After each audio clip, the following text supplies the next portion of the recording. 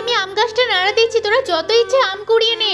Uncle তাড়াতাড়ি করো, নয়তো কেউ দেখে ফেলবে। আরে আমাদের আম গাছে কে রে? ওরে বাবারে, পালা পালা পালা। ভাই কোথায় তুমি? তাড়াতাড়ি বাইরে এসো। এই কি হয়েছে রে? প্রতিবেশী বাচ্চাগুলো এসে আমাদের গাছের আমগুলো পাড়ছে, তুমি কিছু করো। এরা তো আমাদেরকে জ্বালিয়ে খেয়ে নিচ্ছে। তুই চিন্তা করিস না বোন, গাছে আজকে বিষ দেবো। আম পেড়ে যখন খাবে, যখন মরবে তখন বুঝতে পারবে। সমস্ত গাছে একেবারে বিষ ছড়িয়ে দিয়েছি। ভাই দিয়েছিস, ভালোই হয়েছে। যখন আম খাবে তখন বুঝতে পারবে। এখন ভিতরে আয়। ওই তো ওদের বাড়িতে কেউই নেই, চল আজকে আমরা অনেক আম পারবো। এই সামনের আমটা আমি পারবো। আরে এটা তো পারতেই পারছি না। আরে দেখো, ওর তো মেয়ে চলে এসেছে। আরে তোমরা আম কেন পারছো?